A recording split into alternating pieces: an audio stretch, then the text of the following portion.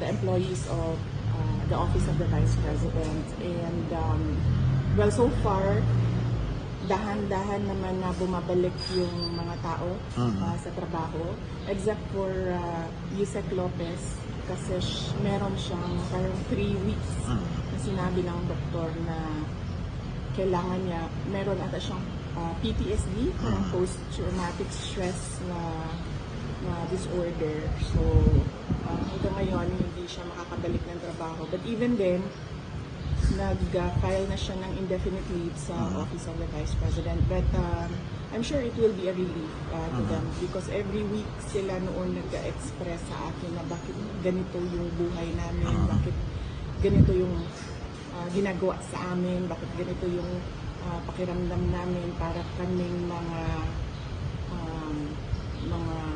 fugitives, para kaming mga convicts. So ngayon, mayroon silang somewhat peace of mind. Ma'am, si Ma'am Gina Acosta, kamusta na po? Makakabalik na po ba siya sa trabaho? Si Ma'am Gina Acosta, nakatira siya sa kanyang kaibigan.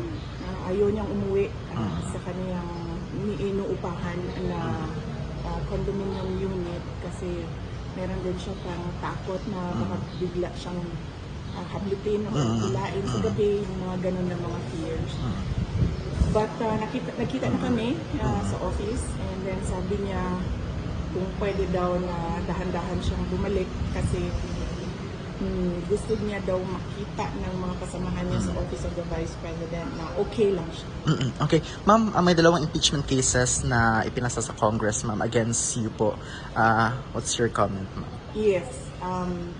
Well, I welcome that finally na-file na yung impeachment case na sinasabi nilang i-file nila since last year pa.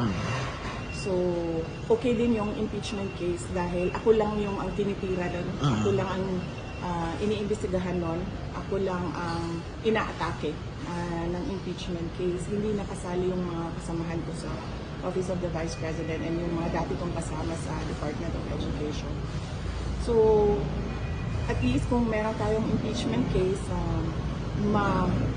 masagot na ng final kung ano yung mga inaakusa nila sa akin. Ma'am, yung subpoena ng NBI, pupunta po ba kayo on December 11, ma'am, to attend nung papatawag na sa inyo, ma'am? Pagkakaintindi ko sa explanation ng mga abogado ko sa investigation ng NBI, ay pwede namang hindi pumunta. Yun ang explanation nila dahil pwede naman mag-submit na lang daw ng sulat or affidavit, depende sa akin, decision or position paper. So,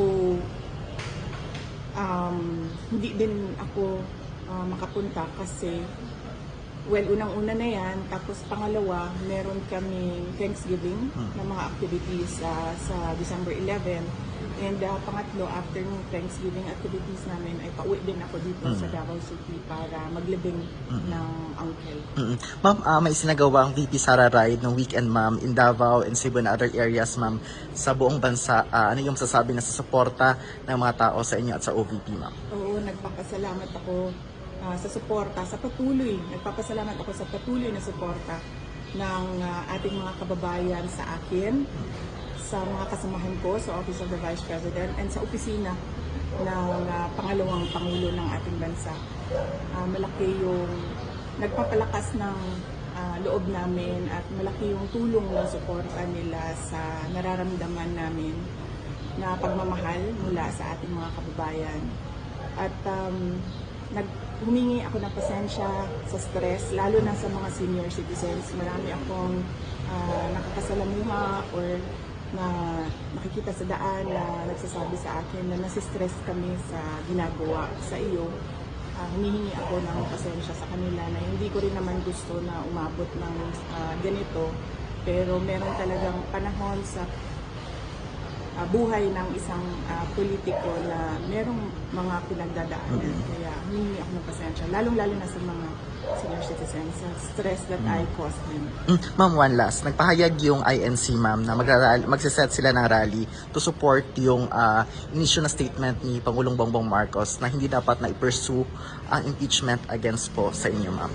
Anong sasabi niyo sa pahayag ng INC, ma'am? Yes, oo. Naiintindihan ko yon na gusto ng INC ng kapayapaan sa ating bansa dahil alam nila kapag merong kapayapaan, susunod din yung kaunlaran ng ating bansa. Kaya naiintindihan ko yung pagsuporta nila sa opisina ng ating Pangulo, sa opisina ng Office of the Vice President kasi yun din naman ang gusto